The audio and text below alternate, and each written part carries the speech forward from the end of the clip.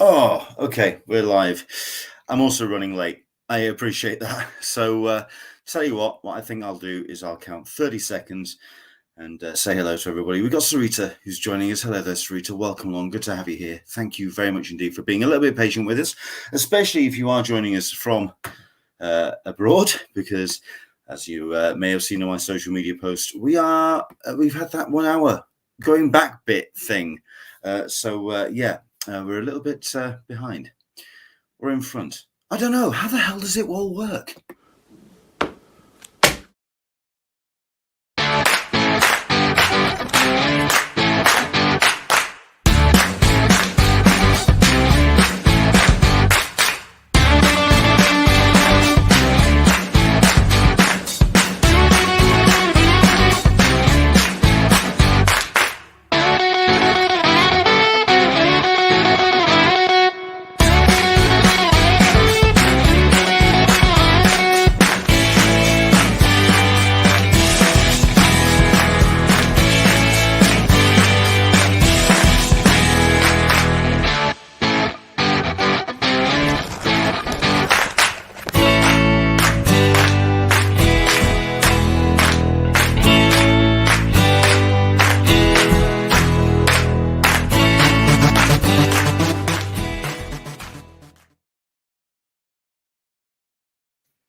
Right. Hello, everybody. Welcome along to Talkin Con, a cup of tea with Englishman in San Diego. How the devil are you? It's a pleasure to have you joining us once again here in my makeshift, soon-to-be studio. The shelves are a little bit more further down. The brackets are off the walls. I'm going to move everything out, redecorate, basically sort this room out. Like I say, I'm still using the extender when it comes to the Wi-Fi. We're hardwired in, but I do need to know from you, as always, throughout the course of this. Do let us know if the signal drops out, and let us know what's going on. Welcome along. Slightly different time, certainly if you're watching this in the US, because here in the UK, our clocks went back, which means we had, number one, another hour in bed. Yay, bonus.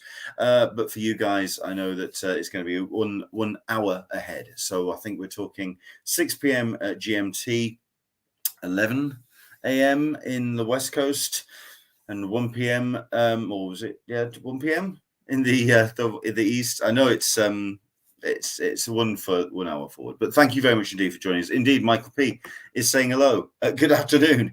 Yes, I know it's a bit of a strange thing. I know. We've got Sarita P who's saying hello. We've got Into the Blue Mister. Hello, everyone from rainy Clenny. I know I knew this is how I knew Simon was from Clenny last week. The accent is a dead giveaway. Yeah, absolutely. Movers and shakers. Hello there, everybody. To you guys. Yikes, afternoon, lol. Yes, I know it's a little bit all over the place, but thank you very much indeed, and thanks for bearing with us in this moment of transition. Also running a little bit late, but because I had a couple of chores to do, but it was all about it's things that you have to do, so it was all good. So welcome along. We have got ourselves hopefully a live report on the way. Somebody's going to be joining us. He's currently attending Baltimore Comic Con. He sent me a couple of messages which I'm a little bit concerned about, which we'll get into. We might as well discuss it. But we're also going to be talking about if Dan doesn't show up straight away, we are going to be talking about, of course, the big event, certainly for San Diego Comic Con fans, happening next week. It is the open registration. A little bit sooner than I thought. I think I turned around and said beginning of next year. But no, they're wanting to blister on. They're wanting to get some money in the coffers, and they're wanting to get that all sorted out. If anything, I think they may be even trying to just get through the whole business of their badge registration and what that situation is going to be like, considering that the last badge registration, the returning registration, was not exactly the smoothest of situations. So we're going to get into all of that, but I'm waiting on Dan. You never know, he may be joining us very shortly indeed. However, I am just going to kind of bring up this because if anything, it's I think it's something that should be talked about. I mean, he sent a private message, but I don't think he'd be too concerned if I actually talked about it and brought it up on screen. This is happening with at Baltimore Comic Con, and basically Frank Miller has been in attendance, and it looks like it's been a very fractured time for Frank. Let's have a quick look through this particular setup. Does anybody know what happened to Frank Miller? I was at Baltimore Comic Con 2022, and he looked horrible, not to be mean. He had to cancel the signing early because something happened. At which point, Dan has jumped in. There was about 100 people in line who all paid $100 per signature to see him when they ended the signing. They were told they'd be contacted within a week. What I was told by somebody who was there. My friend, Tori Sproat, in the Twitter thread I'm staying at her house, says it seems that a Stan situation, Stan Lee, where they are just making him work at his age, is just absolutely ridiculous. Her mom was a geriatric nurse. She sent a video of her Frank walking. Mum says that he looks like a stroke and or cancer. I saw Frank Miller at San Diego Comic Con. I believe it was 2015. He was there promoting Sin City 2, and he was not looking in the best of shapes at all. He was looking very worn, very gaunt, and very kind of hard pressed by. And that's not what you want to see from anybody. You don't want to see somebody as drawn and as pale as that. And he did look very worse for wear indeed. At which point I then saw him at MCM the year after, and I wasn't too sure what to expect. And frankly, he was as sharp a blade as I could ever have hoped. His mind was absolutely on point, and he was rude of health. Yes, he was a little bit hunched over, as Frank does seem to be holding himself, and has done for a while now. But he does seem, I mean, every time I've seen an interview recently, it is certainly somebody who has got himself some kind of semblance of health back together since some rough years. However, I think it's safe to say, certainly from this picture as well, it just looks like he's looking incredibly pale, incredibly frail. And yeah, it's just looking very, very upsetting.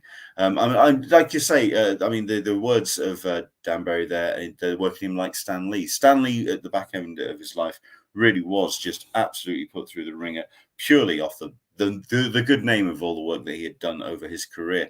Into the Blue Mister, to be brutally honest, Frank has never looked the picture of health. I hope he's okay. Yeah, I appreciate what you're saying there. He's never looked absolutely 100%, but he's looking incredibly pale. Michael P. Just wow. Yeah, indeed. We also have Sarita P. had a panel at New York Comic Con this year. Jim has a picture of him on his IG account, indeed. And Michael P. I wonder about William Shatner at LA Comic Con in December. We are talking these people who have lived incredible lives, incredible creative lives, and it looks like they really are just being very, very tested when it comes to their workload and what's happening at con. What I am curious to know is whether this is a Baltimore thing, if it's Baltimore Comic Con, which I doubt. I kind of know the organizers behind Baltimore Comic Con, and they are incredibly supportive. They really go all out to make sure that their attendees and their guests are well looked after. So I don't think this is more a Baltimore Comic Con thing. I think this is something else. And it perhaps, well, hopefully, Frank Miller is being looked after. And certainly there's some protection in place to keep him in safe and rude health. Fingers crossed. Andrew Dickinson, Shatner's 90. Michael P is reminding, yeah, no, he's 91 now. So, yeah. If anything, I still want to hear what William Shatner has to say, especially off the back of the quote, which I saw that was published out of one of his, I think it was a recent book or a new book that he's bringing out of his an autobiography, another one of William Shatner, talking about his journey into space on the Virgin rocket, or into near space, as it were, and saying that in actual fact he felt instead of liberated and seeing that sense of freedom of seeing our tiny blue pebble down below him, he actually felt a little bit depressed, considering that he felt that he had to return to a planet which he felt we're kind of squandering. I think the man still has things to say. Likewise with Frank Miller. Fingers crossed with that one. Let's just check. We'll see if well, Dan says he's going to be about 20 minutes. I'm going to just message him and let him know whenever you can. He's wanting to bring us a live report from Baltimore, so hopefully we'll get a little bit more of something from him. Andrew Dickinson, Miller is only 10 years older than me. You're 80, sir. I doubt that very much indeed. Shush you. Yeah, that's not how we feel. That's not how you are. So there we go. Right. So let's quickly, while we're waiting on Dan to join us, let's talk about the open registration, which is taking place next week on the 5th of November. Remember, 5th of November, we are going to be having the open badge registration. It's been very impressive, actually, the way that San Diego Comic Con has been responding and letting people know information about the what's going on with the badge registration.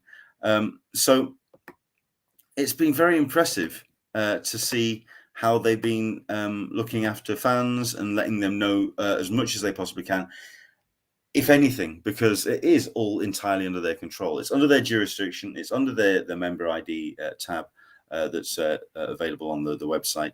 And yes, it's got the open registration information, 5th of November.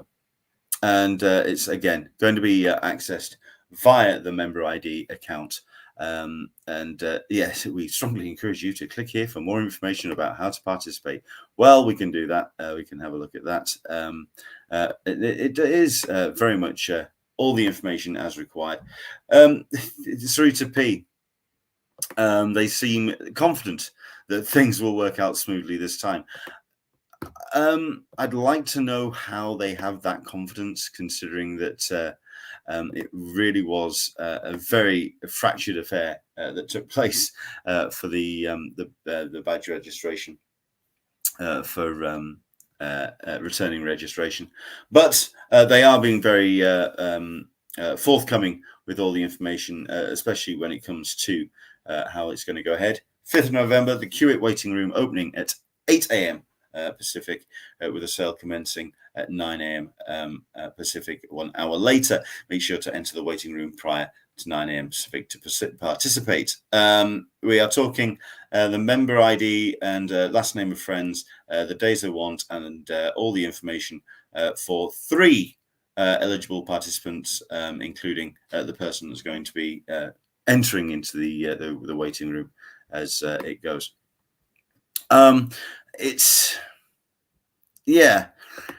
Considering the absolute car crash that took place for returning registration, I'm stunned at the level of confidence that they are demonstrating.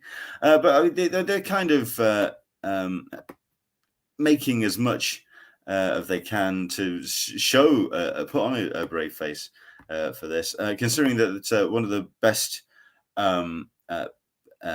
posts that they put up was all about their the help that you can have, or the help that you can have for other people purchasing for others during open registration. Badge team has always been the best way to make yourself get the better odds for getting your badges, and this is what they're helping out with. They're actually encouraging it this time. Selected for a registration session, you'll be able to purchase for up to 3 people, yourself included, while supplies last. And of course, people are going to require, all of them, a valid member ID open prior to open registration, and all members in the buying group must not have previously purchased the preview night option in order for them to be open for open registration. So basically, anybody that hasn't got preview night will be able to take part. If you do have preview night, you will not be able to take part in the badge sale, either as a support or any kind of aspect in that regard. You won't be given the option on your member ID. So they're being a little bit proactive in that regard. But let's have a look at this. We have ourselves Michael P. It was an unruly procreation gathering. That's one way of putting it. I like that too. I like that. Andrew Dickinson. I'm surprised they didn't take longer to make sure it was strong enough. Indeed, for me, I think they had time. They had the time to make sure that it was a solid setup, but for me, it was just a case of they just didn't test it. They didn't expect that amount of load, considering the success of some of the major panels that took place at San Diego Comic Con 2022. I think everyone's expectation again for 2023 is going to be incredibly high. The interest in that show is going to be incredibly high. The fact that the show went off reasonably well without any kind of major hiccups. Yes, the ADA line was a bit of a mess, and yes, the lining up for Hall H, as always, was a little bit of a mess, but nothing new there really. So that got swept a little bit under the rug because it was to be expected. However, the fact that they went straight in to a second badge sale after the whole thing collapsed, sort of on that returning registration, and went straight into a badge sale on that same day was a bit of a shock. That's what you meant, Andrew Dixon. How quick the turnaround from returning to open was with the break. Oh, okay. It's all about testing with the load, and it's Michael P saying regular registration load will be 10 times larger. Indeed, it's just going to be a hell of a stretch on the servers, and what that's going to be like. Which means, tell you what, I've got myself a question. It was going to be my question of the week. I'll put it up on screen and let's see what people think of it. Put it in the comments. If you're watching this after the fact, mention in the comments below. Of course, like, subscribe, and of course, let us know. We'll do what I can to keep you up to date with everything as we move forward. I'm going to try and be online for next week's badge sale, but I can't promise it, obviously, being the working DJ that I am. But with the clocks being a little bit further back, I may be around to help and participate with any sharing of social media news as I can. As I still at this point am not able to register because I'm press. I'm not able to participate, and the missus got herself preview night, so I can't technically look over the system's shoulder, as it were, but I will be paying attention to social media as we go. Sarita P, the turnaround is shocking. I would have thought 2023. Yeah, and that kind of, like I say, I thought it was going to be at the beginning of the year. I thought they were going to get this year out of the way. Question of the week then. What's your expectations of the San Diego Comic Con open registration badge sale taking place next week on the 5th of November at 8 a.m. Pacific, with the badge sale opening 1 hour later at 9 o'clock? What do you think? It's a massively popular event. It's got a fair amount of fans and followers, and the situation as with the badge sale at pre-registration. So the returning registration, sorry, it did not bode well for the amount of load that is going to just descend on Comic-Con, comic-con.org next week. Into the Blue Mister, you know that metallic creaking and groaning sound in Titanic when the ship splits apart? That's the sound you'll be hearing from the SDCT servers during the open badge sale. I think a lot of people aren't, I'm not helping here. I'm not feeling particularly confident. The fact that they got through the second badge sale, they managed to Control deleted it and managed to get the servers up and running, and everything was working. But yeah, what do we think? Veronica Nunez, I was able to get 1 day during pre-registration, but I'm debating on trying for more days during open registration. I'm a daily volunteer, so I have what I need to qualify for pre-registration for 2024. Excellent. That's what we like to hear. Let's quickly cover this because it's on the screen, and I do want to bring it up. I'm going to take that off there. And we'll open this up to a little bit of a full screen so we can see. It is about the purchasing for others. How do I purchase badges for friends and family? So it really is a case of getting yourself into a registration session. If you are badge teaming, obviously we're talking going in with people or with a team, a group that you can trust. As it happens, the badge team that I'm familiar with is the UK attendees group, and it's incredibly well managed by our Grand Poobah, who really looks after everybody and puts spreadsheets together, puts everyone into badge teams, puts experienced people with those that are perhaps attending for the first time, and really kind of balances everybody out so that everyone's supported down the line. It's a case of those that maybe not familiar with the system or familiar with the way that the badge registration is going to happen. There's always chats keeping people in mind. So if you are taking part in a badge registration, communication is absolutely key. Make sure that there's a WhatsApp. Make sure there's a, I don't know, the jungle drums, whatever it takes for you to communicate with your team members. Make sure that communication is absolutely key, especially when it comes to sort of paying for your badge if somebody else wins for you. But yeah, there is a case of if you are randomly selected and put into a registration session, you need to select the register another member ID tab and enter the member ID and last name of the member you wish to purchase badges for. And of course, it will just continue to put the registrations across the tabs so that you can add, like say, yourself and the two others. Once you have entered in the member ID and the last name, it presses search and it lets them know right there on screen what their options are. Perhaps they are somebody who took part in returning registration and they have themselves all the badges apart from preview night.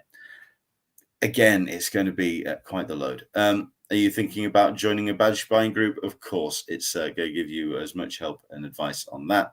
But it is a case of strong communication and just making sure that you are in good order to take part in the badge sale. And yes, hip hip hooray, you were able to secure a Saturday badge for you and your friend. What are you next? Here we go.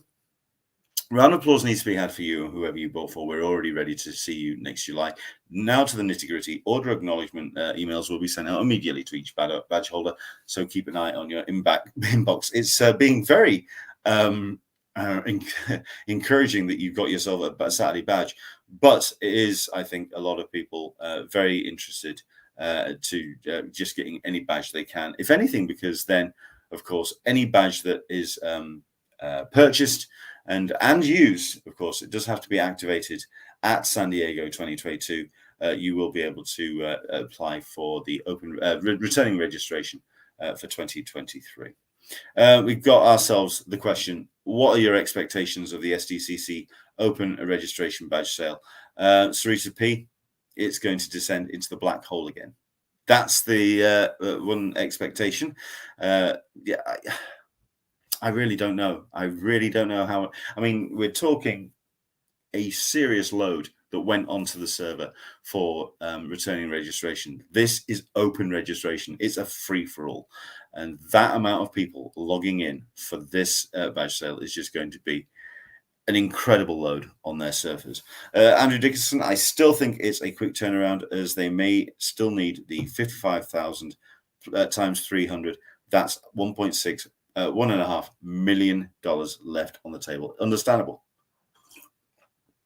We're also talking studios that need to be convinced. We're talking exhibitors that need to be enticed. Something that we saw at San Diego Comic Con 2022 is a number of big names, big studios not attending. I think they also saw the way that the success of, say, for example, House of the Dragon, which had a lackluster panel, but has gone on to become a major hit for Amazon. The amount of push that they put out there into the wild for that show, I think, paid dividends for the San Diego Comic Con crowd. Likewise with Sandman, that was a slightly more positive panel, but that has become one of the big hits for Netflix, of course. I think everybody that represented at San Diego Comic Con 2022 saw that payback and saw that return. Boom Studios has gone stratospheric, I think, since 2022 San Diego, because they made the effort and showed up. So yeah, I think it's just going to be, it's going to be a great way for the organization of CCI to go to the likes of Paramount, to go to the likes of, I don't know, Legendary, for example. These studios that then, or even on the floor, DC, the likes of Dark Horse and these sites, these publishers and studios that skipped 2022 and say, look, this con still works as a incredible way of representing their presence. This is a way to go. But it is a case of convincing them, and the way you can do that is with a healthy bank balance behind you. Sarita P, did they even say they will close the site so people won't be able to make IDs? I don't remember them doing it like they have done in previous years. True. I think we may see this site down for maintenance. We may see that on the Saturday. But so far, it said anything goes. Anyone wants to kind of jump in? Michael P, the Rings of Power panel was amazing. Yes, the Rings of Power panel was amazing. From what I saw of it, saw that online, and yeah, it was a fantastic panel. The Lord of the Game of Thrones panel, on the other hand, was incredibly lackluster, and yet that seems to grabbed people's attention, and so that's still got some legs to it. So I think that's something the organizers of CCI can take away and say, just show up and represent, and that will be word of mouth, and that is where your fan base will get the word out for you, and that's where things can help. Movers and shakers. Side note: has there been any info about the subway line being closed down for Star Wars Celebration? Now this is off the back of the DLR line that runs through London.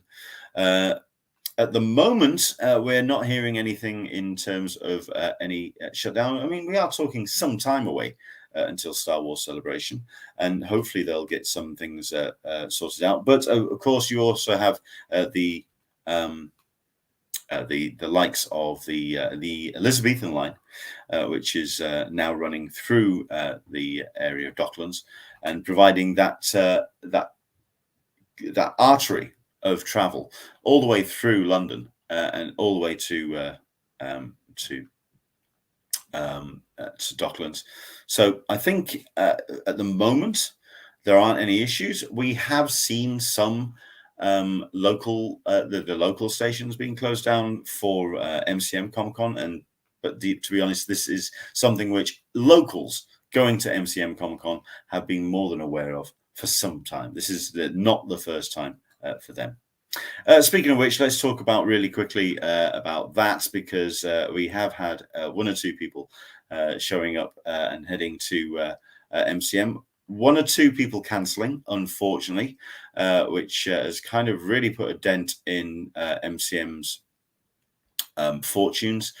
So they were expecting a full kind of roster, but a number of cancellations have happened, over the course of the weekend. But they really have been pushing the artists that have showed up in force. So that's been a nice little way for MCM to kind of continue to be representing. So it's handy to have that handing around. So that's good to see. However, the likes of Nick Moran was unfortunately unable to join Comic Con today for the likes of Hounded.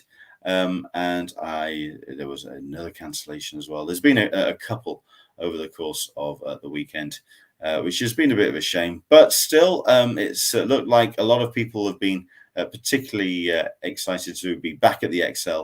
MCM have once again put a lot of effort and time, especially when it comes to the cosplay championships, which has done very well indeed. And of course, everyone's representing cosplay outside.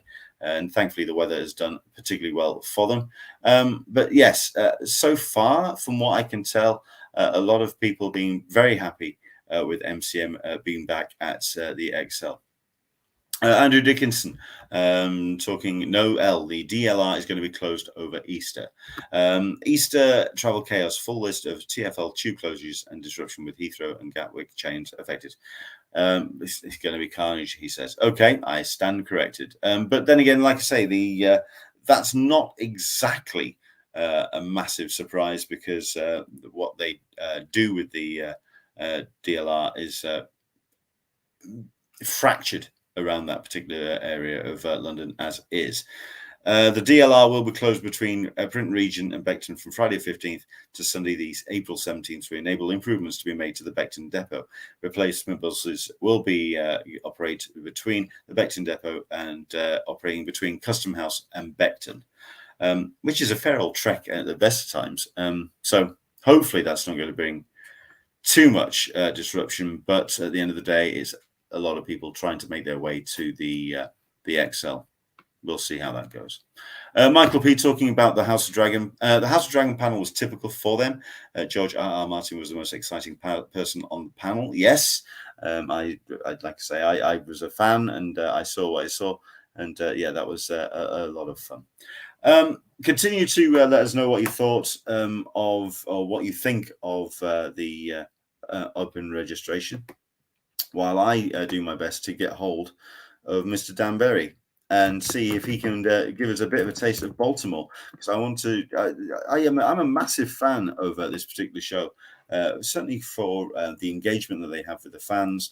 They really go all out to make sure that the fans are well looked after and well catered to. They really go all out to make sure that the people that they bring in are basically looking after themselves. That's why I think this whole business with Frank Miller really kind of disappointed me. I'm really hoping it's nothing to do with Baltimore as an organization, because that's the last thing that it needs to dent its reputation as a guest and attendee friendly show. Andrew English just got in from London MCM. Most productive cosplay weekend, normally 100, 200 a day. I total for the weekend 2,000. It really is a massive successful show when it comes to that kind of setup. Yeah, it looks really cool, and what they bring to the show. We talked about this when we were talking about MCM last weekend, about how the cosplayers really do. It's nothing that MCM have to do, and therefore it saves them a little bit of outlay. People are taking pictures, they're posting those online, free advertising. They making all the effort themselves as fans, so MCM don't have to really put a lot of outlay in. You've got all of this hive of activity in action live on their stage as well, so they can do cosplay panels, which there's been a fair number of when it comes to MCM this time round. So you know what I mean? It's just a really, it's something that they don't have to really kind of outlay. The fans are the ones that are putting out all the effort, all the money, all the time, and they're the ones that put in to get out of the show. And MCM kind of ride on that coattail. I think they've been very canny in the way they've embraced the cosplay setup. Likewise with anime. I was a little bit more cynical about anime. Anime is an art form which the studios, while raking in a lot of money from a highly successful and popular art form, they do pay their animators incredibly poorly. So they don't put a great deal of money out. And again, all they do is they send some representative footage of the anime to events like MCM, and again, the fans embrace it. They kind of generate their own interest in anime, obviously being produced abroad, so they kind of generate their own setup and generate their own interest. That means MCM, it's not as big an outlet of revenue and a huge turnover. I think I was being a little bit more cynical in regards to anime, but cosplay, it's all fan generated, and I think that's very impressive. So Andrew English, he's kind of throwing me a couple of faces at me there, but there we go. Andrew English, I think they overbooked on tickets for Saturday. It's halfway through day. They switch one end of XL as in and the other for out. Really? Okay. I mean, I'm looking forward to catching Mark Serby's reaction to the whole thing, because he was there certainly on Friday. At which point I'm going to have to bring this up because I want to know what everyone's thoughts on this was. He sent me a picture which absolutely got me giggling, because apparently, I mean, I mentioned it and said it was, I put a tweet out and said that it was perhaps this was the new thing. Was this new? But I have been told that they did also present at New York Comic Con, eBay being an exhibitor at a Comic Con with a booth and putting apparently collectible cards on their stand, which it seems so strange to have eBay exhibiting at a Comic-Con. What's your thoughts on this? Did you go to New York Comic Con? Did you see their booth? Did you pop by? Did you get a sense? Let's have a look at this. Andrew Dickinson, sure eBay has done that before. Yeah. I got my picture. I got a picture at eBay, and s10e11. Oh yeah, eBay has been at New York Comic Con for the past 2 years. Fair enough. I'm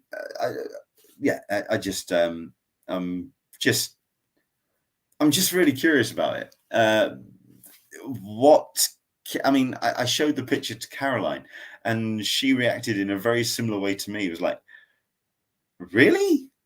eBay coming to a Comic-Con and what exactly they can bring, especially when you've got a booth like that. That's not a small thing to just kind of drop into an exhibition space. I suspect has been planned for not just Comic-Cons, but any other trade show that they can to rock up at. But they are doing these trade cards, and yeah, all very exciting indeed. I'm trying my best to get hold of Dan Berry, because I really want to try and see this reaction of Baltimore. Let's see if I've got anything from him at all. Has he seen that? Well, I've sent it. He hasn't seen it. If not, then I think we may have to skip on a live report, which is a shame, because I really wanted to check the floor of Baltimore. s10e11, eBay does a scavenger hunt. 10 pops hidden around the floor. Of course, Funko's involved. Shock, horror, surprise. The rare one, and if you get it, if you find it, you get the actual pop. Excellent stuff. That's one way of getting people to wander around and check things out.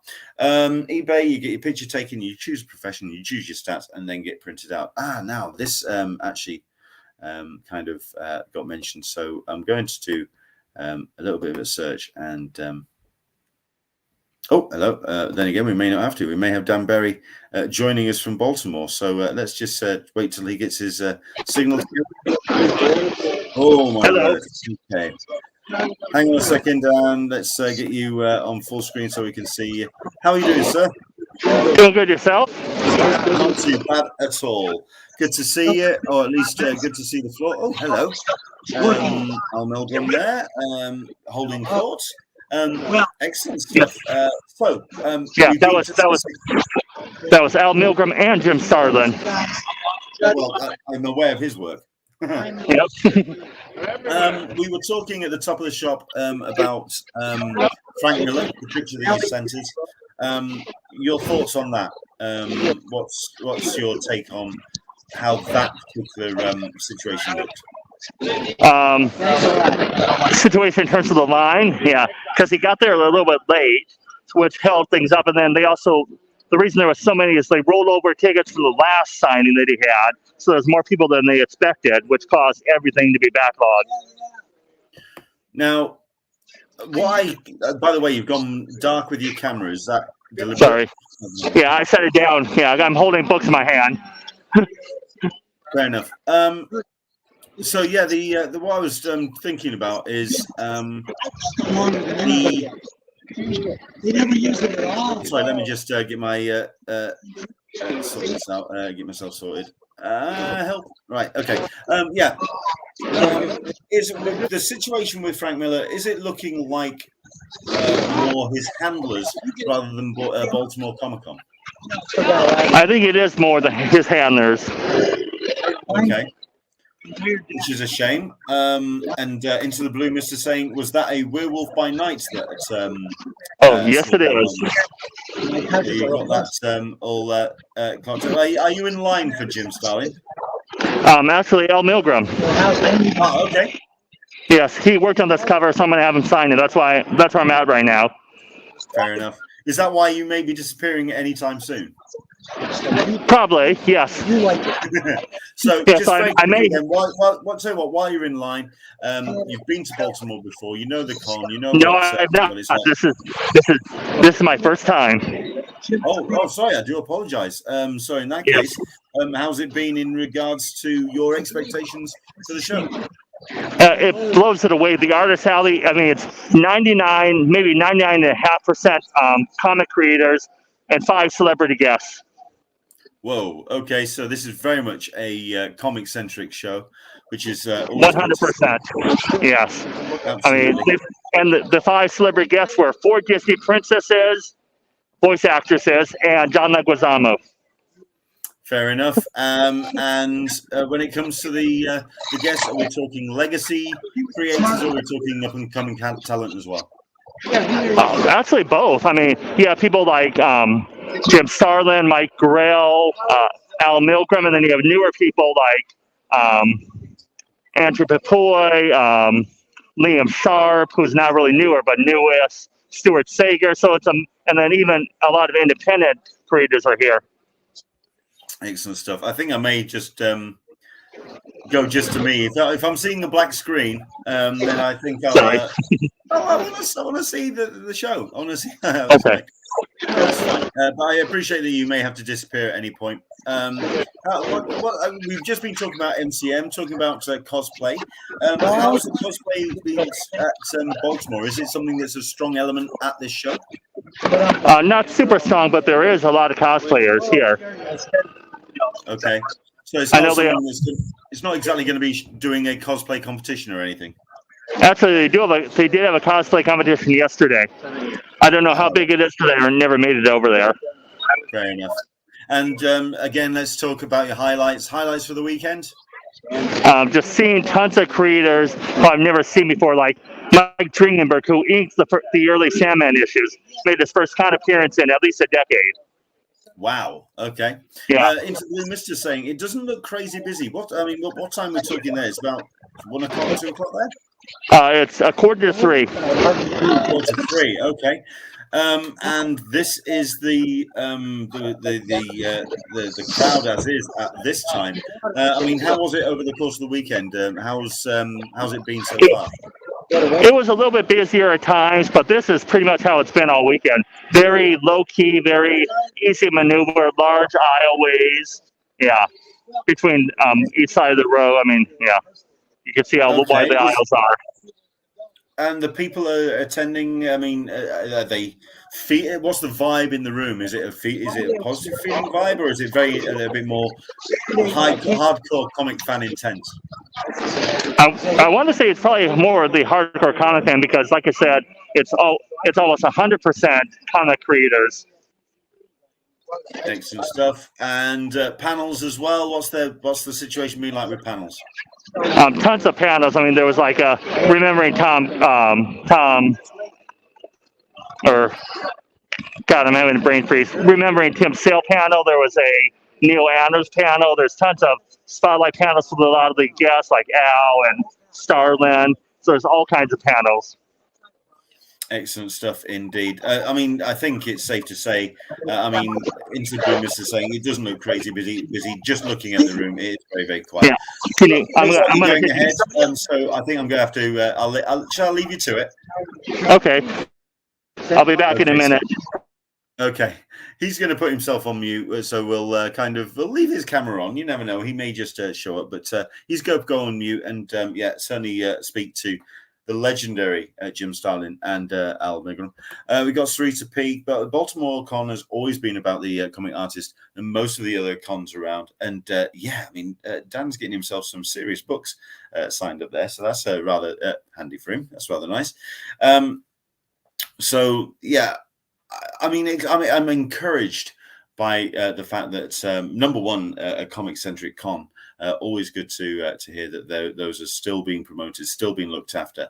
And Baltimore Con, I mean, certainly I grew more. I mean, I knew about Baltimore Con, say 2017, 2016, but certainly when it went into lockdown and they went into a virtual mode, what they did with the comic creators, they didn't just get your average creators. They went all out and got some proper legacy creators. So no, I've always been a fan of what Baltimore Con are trying to do, but it's great to see that they are staying very artist-centric, especially in today's market, because you would feel that post lockdown, that you would want to kind of diversify in an attempt to get more revenue back into the coffers. At the end of the day, comic-centric cons are very difficult to produce revenue for, because people are there to see the comic creators. They come in, they pay the ticket, and that's what they do. They don't necessarily go off and diversify with other interests.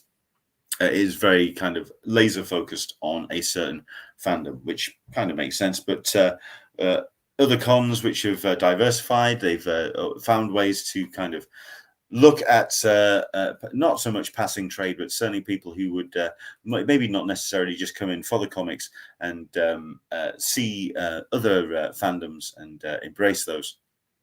And that brings in the revenue, of course. So hopefully Baltimore Comic Con is a show that will continue to bring some kind of revenue moving forward.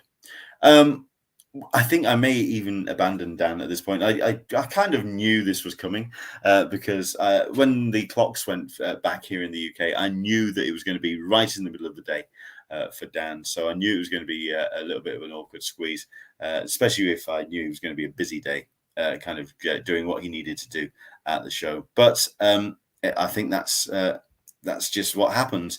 But certainly looking at what I saw on the screen, I think I'm absolutely right. Into the Bloom is absolutely right. That did look particularly quiet for a Sunday. When I bring you a live report from Thought Bubble in 2 weeks' time, I think and I hope that I'll be able to show you that Sundays at pure comic convention shows can remain incredibly busy.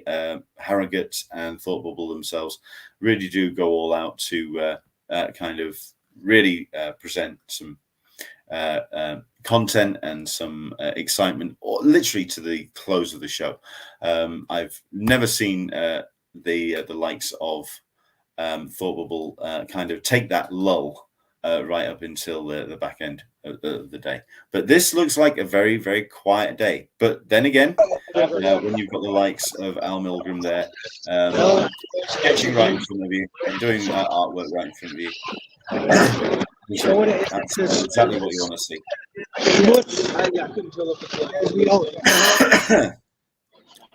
Yeah. Have you managed to get yourself some original artwork, Dan?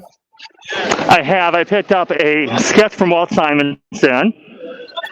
Yeah, I got a prelim sketch for Greg Hildebrandt's Old Man Logan #1 cover, and then I got a Stray Dog sketch cover. Nice. Nice bit of name dropping there. That's good. Walt Simonson. Go on. Have there been any surprises when it comes to this show? I mean, like you say, you kind of you're going in slightly blind as a first-time attendee. Is there anything that you suddenly didn't realise what you didn't expect from the show? I went in completely blind and with no expectations, and it exceeded all of them. I mean, this show is an a comic lover's paradise. Oh, sorry. Right now we're going through all the exhibitor area. I'm seeing some of the more exhibitor level areas. Yeah. But then once you get to the artist area, it's just row after row after row of huge creators. Okay.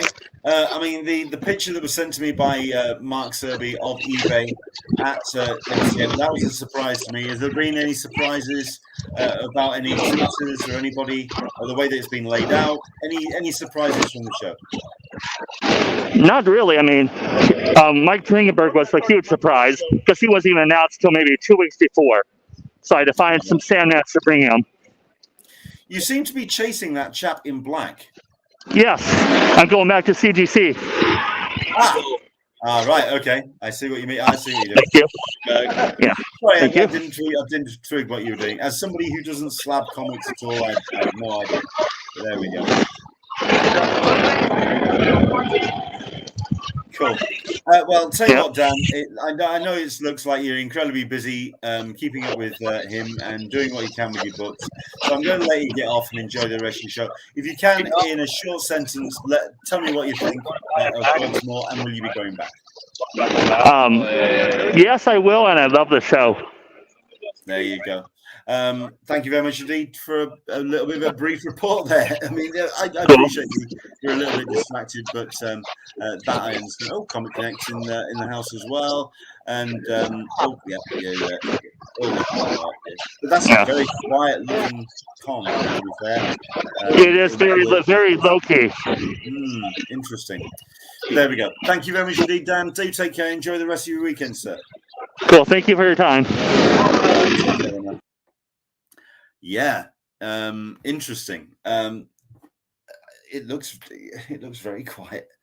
I'm hoping that's not reflective of the way we are at this time of year, as people are kind of saving up, or indeed as we're getting closer and closer, as we have that cost of living pressures as we get towards the end of the year.